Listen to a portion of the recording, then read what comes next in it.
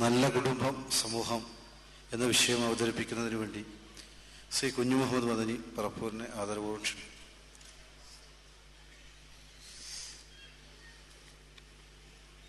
അസ്സലാമു അലൈക്കും. അൽഹംദുലില്ലാഹി റബ്ബിൽ ആലമീൻ. സല്ലല്ലാഹു അലാ റസൂലിഹിൽ അമീൻ വഅലാ ആലിഹി വസഹ്ബിഹി അജ്മഈൻ. أما بعد فإن خير الحديث كتاب الله وخير الهدي هدي محمد صلى الله عليه وسلم وشر الأمور محدثاتها وكل بدعة ضلالة. أعوذ بالله من الشيطان الرجيم. بسم الله الرحمن الرحيم. والذين يقولون ربنا هب لنا من أزواجنا وذرياتنا قرة أعين വജഅൽനാ ലിൽമുത്തഖീന ഇമാമ. ആദരണീയരായ സഹപ്രവർത്തകന്മാരെ, പണ്ഡിതന്മാരെ, സഹോദരന്മാരെ, സഹോദരികളെ, ഖുർആൻ ഹദീസ് ലേണിംഗ് സംഗമത്തിൽ അവസാനത്തെ സെഷനിലേക്ക് അടുത്തുകൊണ്ടിരിക്കുകയാണ്. ഇന്നലെ വൈകുന്നേരം മുതൽ ദൂരദിക്കുകളിൽ നിന്ന് പുറപ്പെട്ട് ഇവിടെ എത്തിച്ചേർന്ന നമുക്ക് അതുപോലെ ദീർഘമായ ഒരു യാത്ര പലരുടെയും മുമ്പിലുണ്ടായതുകൊണ്ട് തന്നെ സമയത്തിന് ഒട്ടും വൈകാതെ ഈ പരിപാടി അവസാനിപ്പിക്കണം എന്നാണ് ഇതിൻ്റെ സംഘാടകർ ഉദ്ദേശിക്കുന്നത്. ഒരപൂർവമായ സംഗമമാണ് യഥാർത്ഥത്തിൽ ഇത്. മുജാഹിദ് പ്രസ്ഥാന പ്രവർത്തകരായ നമ്മളും മറ്റു പ്രസ്ഥാന പ്രവർത്തകരുമെല്ലാം സമ്മേളനങ്ങളും സംഗമങ്ങളും സംഘടിപ്പിക്കാറുണ്ടെങ്കിലും അതിൽ നിന്ന് ഈ സംഗമത്തിന് ഒരുപാട് പ്രത്യേകതകളുണ്ട്. ചൂടും തണുപ്പും തട്ടാതിരിക്കാൻ വേണ്ടി ടർക്കിയിൽ പൊതിഞ്ഞ കൊച്ചു കുഞ്ഞുങ്ങളെ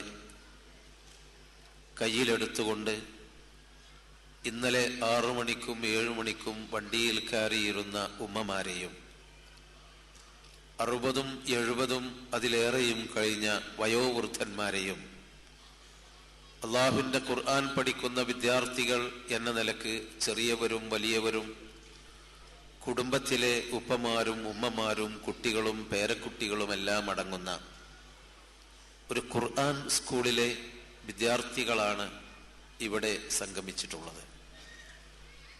ഈ സംഗമത്തിനൊരു പുതുമയുണ്ട്. ഇന്നലെ കോഴിക്കോട് നിന്ന് മലബാർ എക്സ്പ്രസിൽ വണ്ടി കയറിയപ്പോൾ എല്ലാ കമ്പാർട്ട്മെന്റുകളിലും പഠിതാവരും വല്ലിപ്പമാരും കണ്ടപ്പോൾ ഇത് പണ്ട് മദീന പള്ളിയിൽ ആരംഭിച്ച ഒരൗപചാരിക അനൗപചാരിക വിദ്യാഭ്യാസത്തിന്റെ തുടർച്ചയും വളർച്ചയുമാണ് എന്ന് ശ്രദ്ധിക്കുന്ന ആളുകൾക്ക് തീർച്ചയായും ബോധ്യമാകും. ഈ സ്കൂളിൽ നിന്ന് പഠിച്ചു വളരുന്ന, അവിടെ നിന്ന് സർട്ടിഫിക്കറ്റ് വാങ്ങിയ, സമ്മാനം വാങ്ങിയ ജേതാക്കൾക്ക് ഒരിക്കലും ആ സർട്ടിഫിക്കറ്റ് കൊണ്ട് യാതൊരു തരത്തിലും ഭൗതികമായ നേട്ടങ്ങളില്ല. നേരെ മറിച്ച് പടച്ചവന്റെ അടുക്കൽ ഉന്നതമായ വിജയം നേടുക എന്നതിൻ്റെ അപ്പുറം ഒരു ഔപചാരികതയ്ക്ക് വേണ്ടി മാത്രമുള്ള സർട്ടിഫിക്കറ്റുകളാണത്. ഈ പഠനത്തിന്റെ പ്രത്യേകതയും അതുതന്നെയാണ്. തീർച്ചയായും 23 കൊല്ലം കൊണ്ട് ലോകത്ത് മറ്റൊരു സാഹിത്യ ഗ്രന്ഥത്തിനും ഒരു വിപ്ലവ ഗ്രന്ഥത്തിനും ആദർശബന്ധത്തിനും കഴിയാത്ത മാസ്മര ശക്തി ഉണ്ടായിട്ടുണ്ട് എന്ന് നമുക്കറിയാം.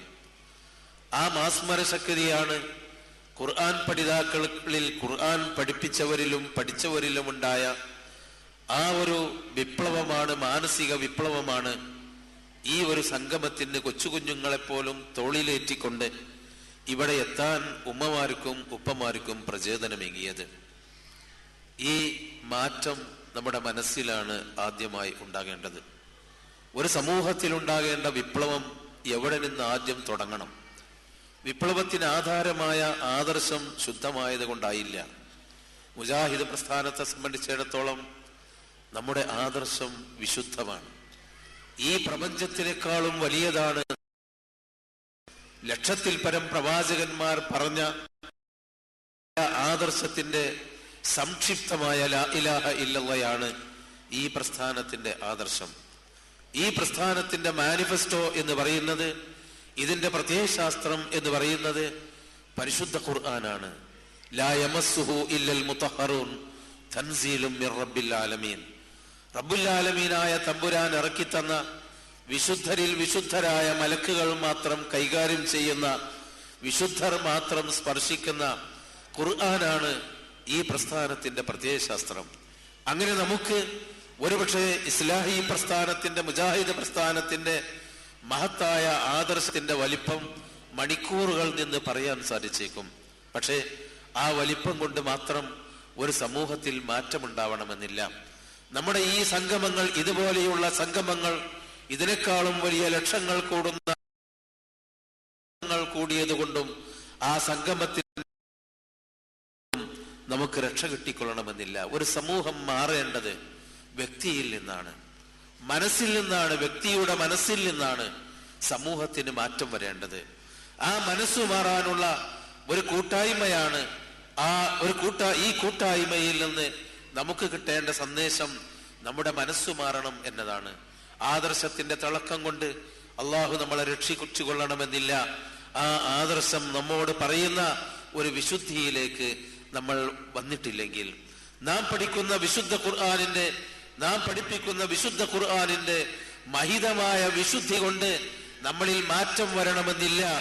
ആ ഖുർആൻ നമ്മുടെ ജീവിതത്തിൽ മാറ്റം വരുത്തിയിട്ടില്ലെങ്കിൽ, വിശുദ്ധ ഖുർആൻ 23 കൊല്ലം ഓതിക്കൊടുത്ത് തലങ്ങും വലങ്ങും ഓതിക്കൊടുത്തിട്ടും അത് കേട്ടു വളർന്ന ആളുകൾ പലരും ഖുർആനിന്റെ അനുയായികളല്ലാതെ ധിക്കാരികളായി മാറുകയോ അതല്ലെങ്കിൽ ബാഹ്യമായി പറയുകയും സ്വന്തം ജീവിതത്തിൽ മാറ്റം വരുത്താതെ മുനാഫിക്കുകളായി മരിച്ചു പോവുകയോ ചെയ്തിട്ടുണ്ട് എന്ന വസ്തുത നാം മനസ്സിലാക്കണം. ഖുർആൻ പഠിച്ചു എന്നതല്ല, ഖുർആൻ ഓരോ പാഠം പഠിക്കുമ്പോഴും നബി സല്ലല്ലാഹു അലൈഹി വസല്ലമയുടെ സഹാബത്തിൽ നിന്ന് നമുക്ക് കിട്ടിയ പാഠം അതാണ്. ഉമർ ബിൻ ഖത്താബ് റളിയല്ലാഹു അൻഹു സൂറത്തുൽ ബഖറ പൂർണ്ണമായി പഠിച്ചത് 12 കൊല്ലം കൊണ്ടായിരുന്നു എന്ന് പറയപ്പെടുന്നു അദ്ദേഹത്തിന്റെ ചരിത്രത്തിൽ. അത്രമാത്രം അവഗാഹമായും ജീവിതത്തിൽ ഓരോ അക്ഷരവും പകർത്തിക്കൊണ്ട് ഖുർആൻ പഠിക്കുന്ന ഒരു മാനസിക മാറ്റമാണ് യഥാർത്ഥത്തിൽ നമുക്കുണ്ടാവേണ്ടത്. ഈ മനം മാറ്റം ഇസ്ലാമിക ചരിത്രത്തിൽ ധാരാളം തെളിവുകൾ ആ മനം മാറ്റത്തിൻ്റെതായി നമുക്ക് കാണാം. സ്വന്തം കുഞ്ഞിനെ മക്കായുള്ള ആ മണൽ പ്രദേശത്ത് എടുത്ത് സ്വന്തം കുഞ്ഞിനെ കുഴിച്ചു മൂടുമ്പോൾ ഉമർ ബിൻ ഖത്താബ് എന്ന മനുഷ്യന് ഒരിക്കലും കണ്ണിൽ ചോരയുണ്ടായിരുന്നില്ല. കണ്ണിൽ ചോരയില്ലാതെ കുഴിച്ചു മൂടിയിരുന്ന, ക്രൂരനായി അറിയപ്പെട്ടിരുന്ന ഒരു മനുഷ്യൻ. കഅബാലയത്തിന്റെ തൊട്ടടുത്തുള്ള ജബൽ ഉമർ എന്ന വിശാലമായ മലയോര പ്രദേശങ്ങളിൽ കുട്ടിപ്പോക്കിരിയായി നടന്നിരുന്ന, ആരെയും ഭയപ്പെടാത്ത, എല്ലാവരും ഭയപ്പെടുന്ന ആ മനുഷ്യന്റെ മനസ്സിനെ മാറ്റിയത് യഥാർത്ഥത്തിൽ ഖുർആനാണ്. കല്ലുപോലെയുള്ള മനുഷ്യന്മാരുടെ മനസ്സിനെ മഞ്ഞുരുക്കുന്ന വിധത്തിൽ മഞ്ഞുരുകിയതുപോലെ ഒരുക്കിക്കളഞ്ഞ ആ ഖുർആനിൽ കൂടി നമ്മുടെ മനസ്സിലാണ് യഥാർത്ഥത്തിൽ മാറ്റം വരുത്തേണ്ടത്. നിങ്ങൾ നോക്കൂ, ഹുർമുസാൻ എന്ന കിസ്റ രാജാവിന്റെ ആയിരുന്ന ഹുർമുസാൻ അറിയപ്പെട്ട കിസ്റ സാമ്രാജ്യത്തെ പിടിച്ചു നിർത്തിയിരുന്ന യുദ്ധവീരനായ ഹുർമുസാൻ മദീനയിലേക്ക് വരുന്ന ഒരു സംഭവം ചരിത്രത്തിൽ വന്നിട്ടുണ്ട്. ഉമറിനെ കാണാൻ വേണ്ടി കൊലപാതകികളെ അടിച്ചമർത്തിയ, കള്ളക്കച്ചവടക്കാരെ അടിച്ചമർത്തിയ, മരുഭൂമിയിലെ ജാഹിലിയത്തിനെ തകർത്തെറിഞ്ഞ മഹാനായ ഉമർ എന്ന മഹാരാജാവിനെ കാണാൻ വേണ്ടി കിസ്റ, നൂറ്റാണ്ടുകളുടെ ഭരണപ്പഴക്കമുള്ള രാഷ്ട്രീയ പാരമ്പര്യമുള്ള കിസ്റയുടെ അനുയായിയെ, അദ്ദേഹത്തിന്റെ ഉദ്യോഗസ്ഥനെ മദീനയിലെ ഇത്ര ശുദ്ധമായ ഭരണത്തിന്റെ ഭരണപാടവം ഉമറിൽ നിന്ന് എവിടെ നിന്ന് കിട്ടി? ഉമറിന്റെ ഭരണരീതി മനസ്സിലാക്കാൻ വേണ്ടി മദീനയിലേക്ക് വരികയാണ് ഹുർമുസാൻ. അദ്ദേഹം മദീനയുടെ അതിർത്തി കടന്ന് കണ്ടവരോടൊക്കെ ചോദിച്ചു, ഉമർ എവിടെയാണ്? ഈ രാജ്യത്തിന്റെ മഹാരാജാവ് എവിടെയാണ്? ഉമറിന്റെ കൊട്ടാരം എവിടെയാണ്? ആളുകൾ പറഞ്ഞു, ഉമറിന്റെ അദ്ദേഹം പള്ളിയിലുണ്ടായിരിക്കാം. ഹുർമുസാനും പരിവാരങ്ങളും രത്നപതക്കങ്ങളും സ്വർണത്തിന്റെയും അതുപോലെയുള്ള ആർഭാടങ്ങളും എല്ലാം ധരിച്ച ആഭരണങ്ങളും ആടകളുമുള്ള ഹുർമുസാന്റെ ആ സംഘം മദീനയിൽ ഒരു കൗതുകത്തോടുകൂടി പള്ളിയിൽ ചെന്ന് നോക്കിയപ്പോൾ അവിടെ ഉമറില്ല. ഉമർ താമസിക്കുന്നു എന്ന് പറയപ്പെടുന്ന ഒരു കുടിലിന്റെ അടുത്ത് ചെന്ന് നോക്കി. അവർ ചിന്തിച്ചത് ഒരു വലിയ രത്നക്കൊട്ടാരമായിരുന്നു. ഉമറിന്റെ കുടിൽ ഒരു മണ്ണുകൂര മാത്രമായിരുന്നു. അവിടെയും ഉമറിനെ കണ്ടില്ല. അവർ നാടുനീളെ തിരഞ്ഞു നോക്കി.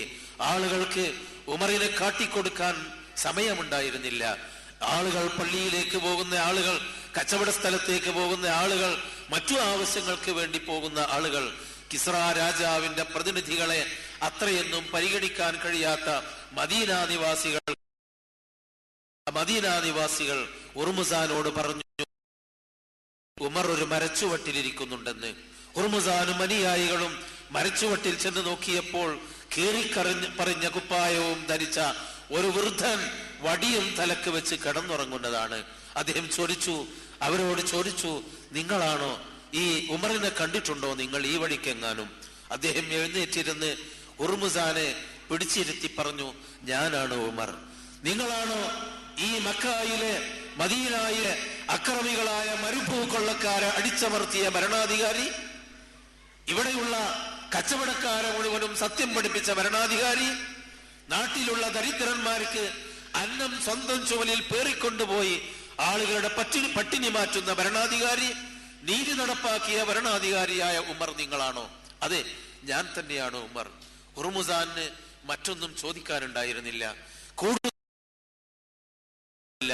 അദ്ദേഹം പറഞ്ഞു, അതിൽ ഉമർ, നിങ്ങൾ സമുദായത്തിന്, നാട്ടിന് നീതി ചെയ്തു കൊടുത്തു. നിങ്ങൾ ജനങ്ങളോട് കൃത്യമായി ജനങ്ങൾക്ക് നിർഭയത്വം നൽകി. അതുകൊണ്ട് ഈ മരച്ചുവട്ടിൽ കിടന്നുറങ്ങിയാലും നിങ്ങൾക്ക് യാതൊന്നും പേടിക്കാനില്ലാത്ത ഒരു ഭരണത്തെ സംവിധാനിക്കാൻ കഴിഞ്ഞു ഉമറെ. ഞാൻ നിങ്ങളിൽ നിന്ന് ഭരണം എന്താണെന്ന് പഠിച്ചിരിക്കുന്നു. മറ്റൊന്നും ചോദിക്കാതെ ഹുർമുസാൻ തിരിച്ചുപോയി എന്ന് ചരിത്രത്തിൽ കാണാം. ആ ഉമറിന് ഈ ഭരണപാഠവം പഠിപ്പിച്ചത് അദ്ദേഹം ഒരു രാഷ്ട്രീയ സ്കൂളിൽ പോയി പഠിച്ചതായിരുന്നില്ല. ജബൽ ഉമറിലും അതുപോലെ തന്നെ മക്കയുടെ പരിസരത്തും പോക്കിരിയായി നടന്നിരുന്ന മുഹമ്മദ് നബിയെ കൊല്ലാൻ വേണ്ടി ഇറങ്ങിത്തിരിച്ച ആ ഉമറിന് ഈ നീതിബോധം കിട്ടിയത് വിശുദ്ധ ഖുർആൻ അത് ഉള്ളിലേക്ക് ഇറങ്ങിച്ചെന്നപ്പോൾ മാത്രമായിരുന്നു. ഉമറിന്റെ കാലഘട്ടത്തിൽ റസൂലിന്റെ ഭരണാധികാരിയുമായിരുന്ന അംർ ഇബ്നുൽ ആസ് ഈജിപ്തിൽ ചെന്ന് ഭരണം നടത്തിയ കാലഘട്ടത്തിൽ, അംർ എന്നത് ഈജിപ്തിന്റെ ഫാത്തിഹു മിസ്ർ, ഈജിപ്തിനെ കീഴടക്കിയ സർവാംഗീകൃതനായ മനുഷ്യനായിരുന്നു. അംർ ഇബ്നുൽ ആസിന്റെ പുത്രനും നാട്ടിലുള്ള മറ്റു രണ്ടാളുകളും കൂടി ഒരു ഓട്ടപ്പന്തയം നടത്തി. അവസാനം അംർ ഇബ്നുൽ ആസിന്റെ പുത്രൻ പരാജയപ്പെടുകയും മറ്റുള്ളവർ മുന്നിൽ ചാടി വിജയിക്കുകയും ചെയ്തു. അവർ ഒരു അടിമയായിരുന്നു അംർ ഇബ്നുൽ ആസിന്റെ മകനുമായി ഓട്ടപ്പന്തയം നടത്തിയത്. അംർ ഇബ്നുൽ ആസിന്റെ മകൻ പറഞ്ഞു, ഞാൻ മാന്യന്റെ മകനാണ്, ഈ രാജ്യത്തെ കൊട്ടാരത്തിന്റെ ഉടമയായ അംറിന്റെ മകനാണ് ഞാൻ, നീ ഒരു അടിമച്ചക്കൻ മാത്രമാണ്, എന്റെ മുന്നിൽ ചാടാൻ നീ ആയിട്ടില്ലെന്ന് പറഞ്ഞ് അടിമയെ മറച്ചു വെക്കാൻ വേണ്ടി അടിമയെ പുത്രൻ അടിച്ചു പരമരസനാക്കി. അദ്ദേഹത്തിന് അടിമക്കറിയാമായിരുന്നു ഇതിന് പരിഹാരം കാണാൻ ഈജിപ്തിലെ അംറിന്റെ കോടതിയെ സമീപിച്ചിട്ട് കാര്യമില്ല. മദീനയിലെ നീതിമാനായ ഉമറിന്റെ അടുക്കലേക്ക് അപ്പീൽ ബോധിപ്പിക്കണമെന്ന് കഴുതപ്പുറത്ത് കയറി ഈ അടിമക്കുട്ടി മദീനയിലേക്ക് ചെന്ന് പരാതി പറഞ്ഞു. ഉമറിന്റെ പുത്രൻ, അംറിന്റെ പുത്രൻ ഖലീഫ എന്നെ അടിച്ചു, ഞാൻ ചെയ്ത തെറ്റിനല്ല, അദ്ദേഹത്തിന്റെ തറവാടിത്വത്തിന്റെ മഹിമ പറഞ്ഞുകൊണ്ടാണ്, അനബ്നുൽ അക്രമീൻ, മാന്യന്മാരുടെ മക്കളാണ് ഞാൻ എന്ന് പറഞ്ഞുകൊണ്ടാണ് എന്നെ അടിച്ചത് എന്ന് ഉമർ ഇബ്നുൽ ഖത്താബ് റളിയല്ലാഹു അൻഹു ഇജാസ കൽപ്പന പുറപ്പെടുവിച്ചു, ഭരണാധികാരിയുടെ ഖലീഫയുടെ കൽപ്പന പുറപ്പെടുവിച്ചു. ഈജിപ്തിലെ ഭരണാധികാരിയായ അംറിനോട് ഉടൻ മദീനത്തെത്താൻ പറയണം. അംറിന്റെ പുത്രനെയും കൂട്ടി മദീനയിലെത്തണം. ഈ പുത്രനും മദീനയിലെത്തുന്നത് വരെ നിങ്ങൾ എന്റെ സംരക്ഷണയിൽ, എന്റെ അതിഥിയാണ്, ഖലീഫയുടെ അതിഥിയാണ്. മാസങ്ങൾക്ക് ആഴ്ചകൾക്ക് ശേഷം അംർ ഇബ്നുൽ ആസും പുത്രനും മദീന പള്ളിയുടെ മുമ്പിലെത്തി. ഉമർ ഇറങ്ങാൻ പറഞ്ഞു, ഇരിക്കാൻ പറഞ്ഞില്ല. ഈജിപ്തിലെ ഭരണാധികാരിയോട് ഉമർ ഇബ്നുൽ ഖത്താബ് ഇരിക്കാൻ പറഞ്ഞില്ല, ഇറങ്ങാൻ പറഞ്ഞു. അവിടെ കയ്യും കെട്ടി നിൽക്കാൻ പറഞ്ഞു. അമറിന്റെ പുത്രനോടും അമറിനോടും പറഞ്ഞു. എന്നിട്ട് അടിമക്കുട്ടിയോട് പറഞ്ഞു, അവനെ അടിക്ക്, അമറിന്റെ പുത്രനെ അടിക്ക്. നിന്നെ എത്ര അടി അടിച്ചോ, നിനക്ക് ഇഷ്ടമുള്ള അത്ര അടി, അവനെയും അടിക്കുക. അമറിന്റെ പുത്രൻ അടികൊണ്ടു പരവശനായി. എന്നിട്ടും അടിമക്കുട്ടി ഉമറിനെ നോക്കി, ഞാൻ ഇനി അടിക്കണോ ഖലീഫ? അടിക്ക്, നിനക്ക് പൂതി തീരുവോളം അടിക്ക്. ഇതായിരുന്നു ഒരു നീതി. ഈ നീതി എവിടെ നിന്ന് കിട്ടി? ഈ നീതി കിട്ടിയത് സ്വന്തക്കാരനായിരുന്നാൽ പോലും തെറ്റു പറഞ്ഞാൽ ആ സ്വന്തക്കാരന്റെ നടുവടി ദീനിലെ ഹദ് അത് നടപ്പാക്കണമെന്ന് പറഞ്ഞിരുന്ന, അത് വിശ്വസിച്ച ആ പരിശുദ്ധ ഖുർആനിന്റെ ആ ആവേശം ഉൾക്കൊണ്ടവനായിരുന്നു ഉമർ ഇബ്നുൽ ഖത്താബ് റളിയല്ലാഹു അൻഹു.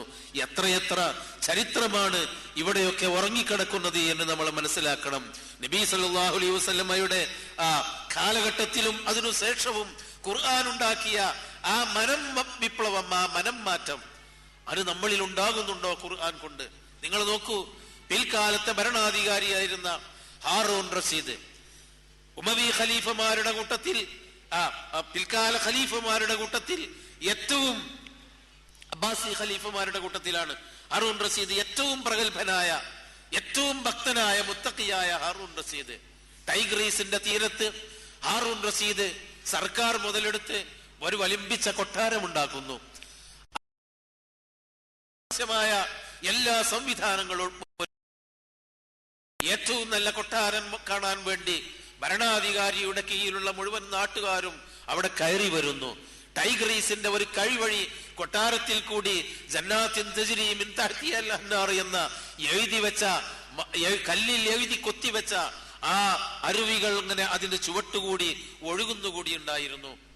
ടൈഗ്രീസിന്റെ അരുവി തെക്ക് ഭാഗത്തുകൂടി കടന്നു വരികയും വടക്ക് ഭാഗത്തുകൂടി പുറത്തേക്ക് ഒഴുകുകയും ചെയ്യുന്ന അത്ഭുതകരമായ കൊട്ടാരം കാണാൻ വന്ന കൂട്ടത്തിൽ അബുൽ അത്താഹിയ എന്ന തത്വജ്ഞാനിയായ ഒരു കവി വൈകുന്നേരം കടന്നു വന്നു. അദ്ദേഹം അബുൽ അത്താഹിയോട് ചോദിച്ചു, അബുൽ അത്താഹിയ, നിങ്ങൾ ഒരു കവിയല്ലേ, വല്ലതും ഈ കൊട്ടാരത്തെ പറ്റി നിങ്ങൾ പാടുക, എനിക്ക് പാടിത്തരിക. അബുൽ അത്താഹിയ പാടിക്കൊടുത്തു. ഇസ്മാ ബദാലക സാലിമൻ ഫീ ളില്ലി സാഹിഖത്തിൽ ഖുസൂർ യജ്രി അലൈക ബിമാ അറത മിനൽ ഗുദുവി വമഅൽ ബുകൂർ. മഹാനായ ഖലീഫ, ഈ കൊട്ടാരത്തിൽ നിങ്ങൾക്ക് ആവശ്യമുള്ളതൊക്കെ പ്രഭാതത്തിലും പ്രദോഷത്തിലും എത്തുന്നുണ്ടല്ലോ. നിങ്ങൾ എല്ലാ ആർഭാടങ്ങളോടുകൂടി സുഖത്തോടുകൂടി ഈ കൊട്ടാരത്തിൽ ജീവിക്കുക എന്ന് ഹാറൂൻ റഷീദിന് കുറച്ചുകൂടി താല്പര്യമുണ്ടായി. കൊട്ടാരത്തിനോടും തന്റെ പ്രൗഢിയോടും തന്റെ ഭരണത്തറവാടിനോടും കുറെ കൂടി താല്പര്യമുണ്ടായി. അദ്ദേഹം അബുൽ അത്താഹിയോട് പറഞ്ഞു, അബുൽ അത്താഹിയ, കുറച്ചുകൂടി പാടുക അബുൽ അത്താഹിയ, ഞാനൊന്ന് കേൾക്കട്ടെ എന്റെയും കൊട്ടാരത്തിന്റെയും മഹത്വം. അദ്ദേഹം രണ്ടാമത്തെ മൂന്നാമത്തെ വരി പാടിയത് ഫഇദൻ നുഫൂസു തഗർഗറത് ബിസഫീരി ഹസ്റജത്തി സുദൂർ ഫഹുനാക തഅലമു മൂഖിനൻ മാ അൻത ഇല്ലാ ഫീ ഗുറൂർ. അങ്ങനെയൊക്കെയുള്ള ആർഭാടത്താൽ മാനം മുട്ടുന്ന കൊട്ടാരമാണെങ്കിലും പ്രിയപ്പെട്ട ഖലീഫ, ആത്മാവ് തൊണ്ടക്കുഴിയിലെത്തുമ്പോൾ, ഹൃദയ ചീനച്ചട്ടിയുടെ ഒരു കരകര പോലെ വരുമ്പോൾ, നിങ്ങളുടെ ജീവിതത്തിന്റെ കോമയിലെത്തുന്ന, സക്രാത്തിന്റെ സമയത്തെത്തുന്ന ആ സമയത്ത് ഫഹുനാക തഅലമു മൂഖിനൻ, താങ്കൾക്ക് ഉറപ്പായിട്ടും അറിയാം ഖലീഫ, മാ അൻത ഇല്ലാ ഫീ ഗുറൂർ, നിങ്ങൾ വഞ്ചിതനായിരുന്നു. ഇതല്ല യഥാർത്ഥത്തിലുള്ള മുസ്ലിം ഖലീഫയുടെ ജീവിതമെന്ന് നിങ്ങൾക്കറിയാമെന്ന് അബുൽ അത്താഹിയ പാടി പറഞ്ഞപ്പോൾ, ആ നിമിഷം ഹാറൂൻ റഷീദ് കൊട്ടാരത്തെ തന്റെ മന്ത്രിമാരെ ഏൽപ്പിച്ചുകൊണ്ട് തന്റെ പഴയ കുടിലിലേക്ക് തിരിച്ചു പോവുകയും പിന്നീട് അദ്ദേഹം സുഗമമായി ഭരണം നടത്തിയിട്ടില്ല. ഒരു മാസത്തിന്റെ ഉള്ളിൽ ദുഃഖപരവശനായി താൻ ചെയ്ത തെറ്റിന്റെയും ദുർവ്യയത്തിന്റെയും പേരിൽ ഓർത്തോർത്ത് മരിച്ചുപോയി എന്നാണ് ചരിത്രം പറയുന്നത്. മനം മാറ്റമാണത്. ഇത് സാധാരണക്കാരനല്ല ഈ മനം മാറ്റം ഉണ്ടായത്. ജീവിതത്തിലെ ഏറ്റവും വലിയ പോലും എന്ന ആ ആശയം ഒരു കവിയിൽ നിന്ന് ആ ആശയം കിട്ടിയപ്പോൾ മനം മാറി കൊട്ടാരം വിട്ട് കുടിലിലേക്ക് തിരിച്ചുപോയി എന്ന എത്രയെത്ര ചരിത്ര സംഭവങ്ങളാണ് നമ്മൾ പഠിപ്പിക്കുന്നത്. ഖുർആൻ കൊണ്ടുണ്ടാക്കിയ മാറ്റങ്ങൾ. ജുഹൈന ഗോത്രത്തിൽപ്പെട്ട പെണ്ണ് നബി സല്ലല്ലാഹു അലൈഹി വസല്ലമിന്റെ അടുക്കൽ വന്ന് പറയുന്നു, സക്കിനി യാ റസൂലല്ലാഹ്, അല്ലാഹുവിന്റെ റസൂലേ, നിങ്ങൾ എന്നെ ശുദ്ധീകരിക്കണം, നിങ്ങൾ എന്നെ ശുദ്ധീകരിക്കണം. നബി സല്ലല്ലാഹു അലൈഹി വസല്ലം പറഞ്ഞു, നിന്നെ എന്താണ് ശുദ്ധീകരിക്കാനടി, എനിക്കറിഞ്ഞുകൂടാ, നീ പോ എന്ന് പറഞ്ഞ് ആട്ടിപ്പറഞ്ഞയച്ചു നബി. കാരണം നബിക്കറിയാം എന്തോ കുഴപ്പമുണ്ടായിട്ടുണ്ടെന്ന്. ആവർത്തിച്ച് അള്ളാന്റെ റസൂലേ, എന്നെ ശുദ്ധീകരിക്കണമെന്ന് പറഞ്ഞപ്പോൾ ചെറുപ്പക്കാരിയായ ആ പെണ്ണ് റസൂലിന്റെ മുമ്പിൽ വെച്ച് താൻ ചെയ്ത തെറ്റിന്റെ കുറ്റം ഏറ്റു അവളെ പറ്റി അന്വേഷിക്കാൻ ഏൽപ്പിച്ചു. അവസാനം അവൾ ഗർഭിണിയാണ്, വ്യഭിചാരത്താൽ ഗർഭിണിയാണ്, വിവാഹിതയുമാണ്. അവൾ എറിഞ്ഞു കൊല്ലണമെന്നാണ് നബിയോട് സൂചിപ്പിക്കുന്നത്. നോക്കൂ, ഒരു പെണ്ണിന്റെ ഒരു മനം മാറ്റം. ഒരു ദുർബല നിമിഷത്തിൽ ഒരുപക്ഷെ ഒരു തെറ്റ് ചെയ്തു കാണും, മനുഷ്യനാണ്. പക്ഷേ ആ തെറ്റ് നിലനിർത്താതെ അതിൽ നിന്ന് മനം മാറുകയും എന്നെ ശുദ്ധീകരിച്ച് ഈ ഭൂമിയിൽ നിന്ന് എന്നെ തുടച്ചു നീക്കണം റസൂലേ, എന്നാലേ നാളെ പരലോകത്ത് സ്വർഗത്തിൽ കടക്കാൻ കഴിയൂ എന്നാണ് ആ പെണ്ണ് റസൂലുള്ളാഹിനോട് വ്യംഗ്യമായി പറഞ്ഞത്. നബി സല്ലല്ലാഹു അലൈഹി വസല്ലമ പറഞ്ഞു, പ്രസവിച്ചു വാ, ഗർഭം തുടങ്ങിയിട്ടല്ലേ ഉള്ളൂ. 10 മാസത്തെ അവധി കൊടുത്തു. ഈ 10 മാസത്തിന്റെ ഇടക്ക് ആ പെണ്ണിന് ഒളിച്ചോടാമായിരുന്നു അവളുടെ ജീവിതവുമായി. അവൾ ചെയ്തില്ല.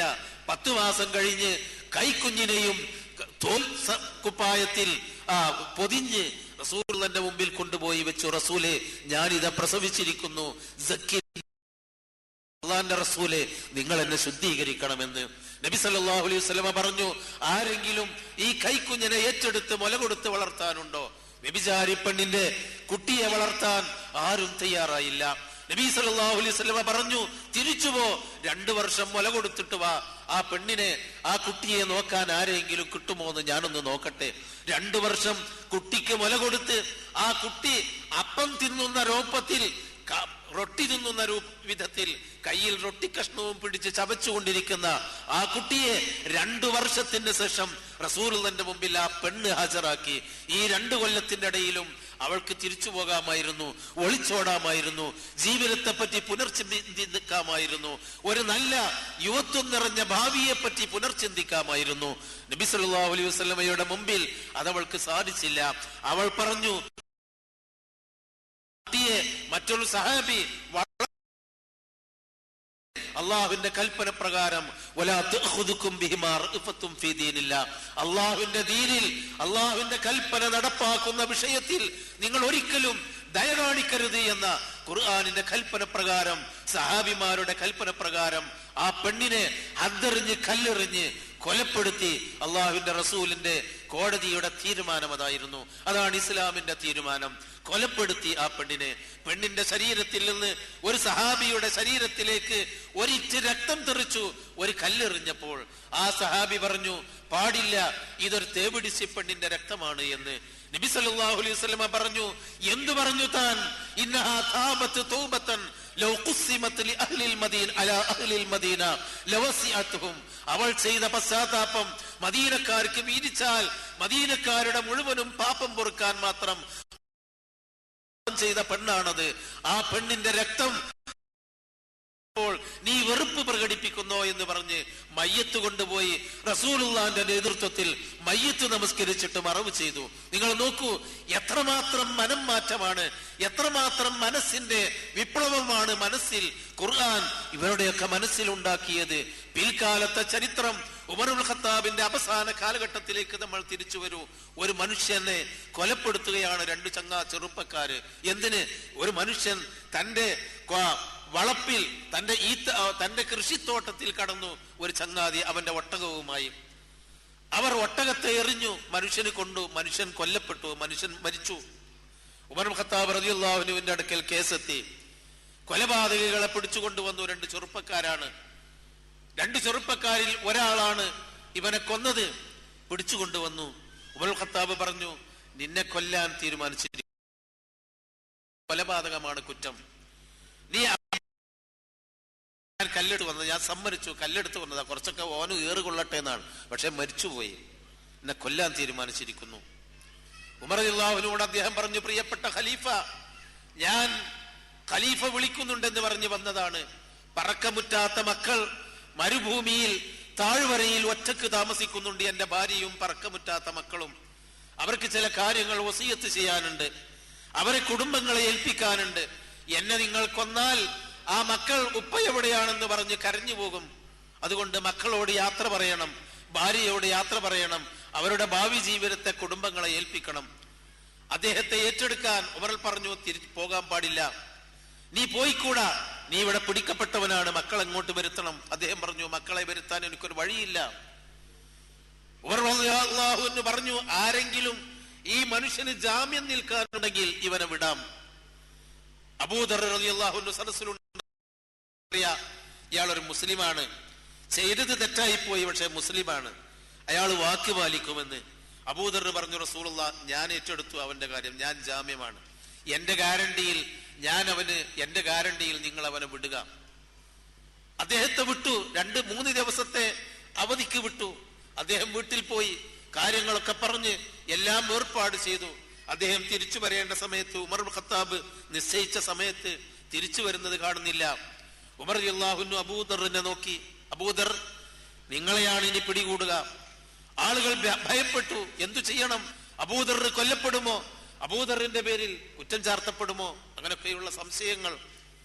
അവസാനം കുറ്റം ശിക്ഷ വിധിക്കേണ്ട, ശിക്ഷ നടപ്പിലാക്കേണ്ട അവസാന നിമിഷത്തിൽ അദ്ദേഹം ഓടി വരുന്നു മരുഭൂമിയിൽ നിന്ന്. ക്ഷമിക്കണം ഖലീഫ, എല്ലാം പൂർത്തിയാക്കി ഇവിടെ എത്താൻ വൈകിപ്പോയി, യാത്ര എന്നെ അല്പം പിന്തിച്ചതാണ്, ക്ഷമിക്കണം, ഞാൻ അല്പസമയം വൈകിയതിൽ ക്ഷമിക്കണം, ഞാനിതാ കുറ്റമിട്ടെടുക്കാൻ തയ്യാറാണ്. ഉമർ റളിയല്ലാഹു അൻഹു നോക്കി അദ്ദേഹത്തെ. എന്തു വലിയ ഒരു കരാറ് പാലനമാണ് ഈ മനുഷ്യൻ നടത്തിയത്, എത്ര വലിയൊരു മഹത്തായ സ്വഭാവമാണ് അദ്ദേഹം കാണിച്ചത്. കൊലപാതകം ചെയ്യപ്പെട്ട ആ കൊല്ലപ്പെട്ട മനുഷ്യന്റെ അനന്തരാവകാശികളായ മക്കൾ അദ്ദേഹത്തോട് ചോദിച്ചു, നിങ്ങൾക്ക് രക്ഷപ്പെടാൻ വഴിയുണ്ടായിട്ടും നിങ്ങൾ എന്തുകൊണ്ട് തിരിച്ചു വന്നു ഈ സമയത്ത്? അദ്ദേഹം പറഞ്ഞു, ഇന്നി അഖാഫുല്ലാഹ അല്ലദീ യഅലമു സിർറ വ അഖ്ഫ, രഹസ്യവും പരസ്യവും അറിയുന്ന പടച്ചവനെ ഞാൻ ഭയപ്പെടുന്നു.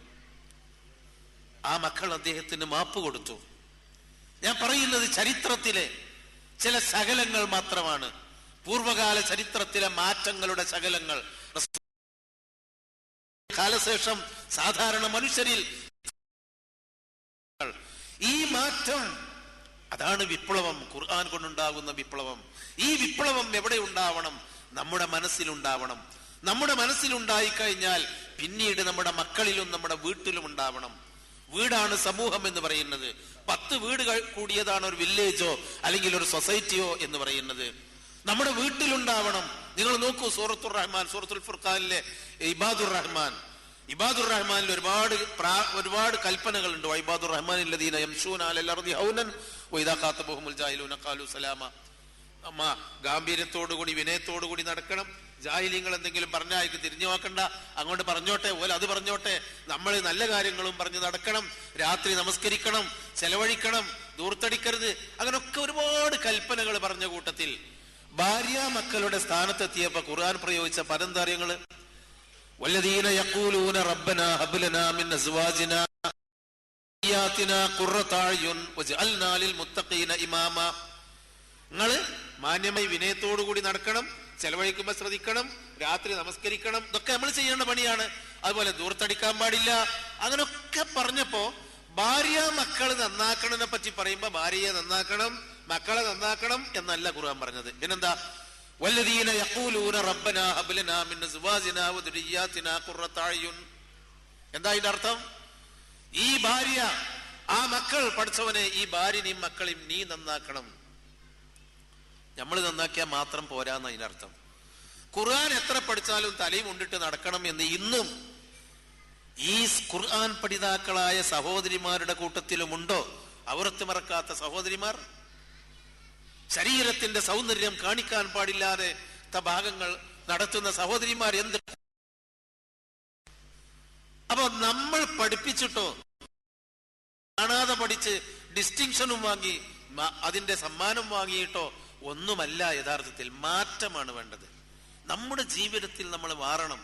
ഖുലിൽ മുഅ്മിനീന യഗ്ളൂ മിൻ അബ്സാരിഹിം വയഹ്ഫളൂ ഫുറൂജഹും വഖുലിൽ മുഅ്മിനാതി യഗ്ളൂന മിൻ അബ്സാരിഹിന്ന വയഹ്ഫളൂന ഫുറൂജഹുന്ന എന്നിങ്ങനെയുള്ള കൽപ്പനകൾ, ഈ കൽപ്പനകൾ നമ്മുടെ വേഷത്തിൽ മാറ്റം വരുത്തണം, നമ്മുടെ ജീവിതത്തിൽ മാറ്റം വരുത്തണം, നമ്മുടെ വീട്ടിൽ മാറ്റം വരുത്തണം. പഠിച്ചവൻ പറയുന്നത് നിങ്ങൾ മക്കളെയും ഭാര്യമാരെയും അങ്ങനെ പഠിപ്പിച്ചത് കൊണ്ടായില്ല, അവരത് മാത്രം പോരാ, പഠിച്ചവനോട് പ്രാർത്ഥിക്കണം. അള്ളാഹ് വിചാരിച്ചാലേ ഈ മക്കളും ഭാര്യമാരും നന്നാവുന്ന. അള്ളാഹിനോട് പ്രാർത്ഥിക്കാനാ പറഞ്ഞു. ബാക്കിയുള്ളവരൊക്കെ നിങ്ങൾ രാത്രി എഴുന്നേറ്റ് നിസ്കരിക്കണം, ചെലവഴിക്കണം, ധർമ്മം ചെയ്യണം എന്ന് പറഞ്ഞപ്പോ റബ്ബന ഹബ് ലനാ മിൻ അസ്വാജിനാ വദുരിയാതിനാ ഖുർറത അഅ്യുൻ, കണ്ണിന് കുളിർമയുള്ള, നാളെ പരലോകത്ത് എന്റെ കൂടെ സ്വർഗത്തിൽ ആ ആളുകളുടെ കൂടെ അങ്ങനെയുള്ള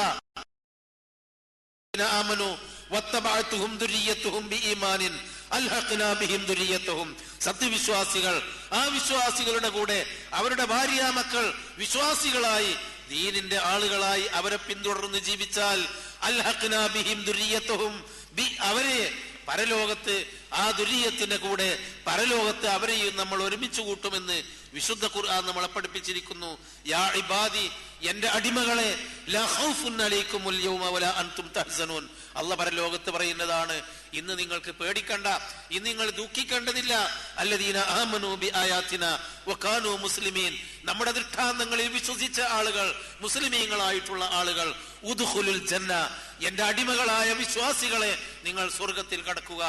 അൻതും, നിങ്ങളും, വഅസ്വാജുക്കും, നിങ്ങളുടെ ഭാര്യമാരും ഇണകളും, തുഹിബ്ബറൂൻ, സന്തുഷ്ടമായി കടക്കുക എന്ന് പറയുന്ന ഒരവസ്ഥ നമ്മുടെ യഥാർത്ഥത്തിൽ കണ്ണിന് കുളിർമയുള്ള കുടുംബം ഉണ്ടാവുകയുള്ളൂ. അപ്പൊ കുടുംബം നന്നാവണമെങ്കിൽ ഒന്നാമത് നമ്മൾ പടച്ചവനോട് പ്രാർത്ഥിക്കുക. ഇമാമ, കുടുംബത്തിൽ നമ്മൾ മാതൃകകളാകുക, ഭാര്യക്ക് മാതൃകയാകുക, നമ്മുടെ മക്കൾക്ക് മാതൃകയാകുക. നമ്മുടെ മക്കളെ ഏറ്റവും ദുരിതമായ ഒരു പിഴവിലേക്കാണ് സമൂഹം പോകുന്നത് എന്നതിനെ പറ്റി ഒരുപാട് ആളുകൾ ഇവിടെ പറഞ്ഞു.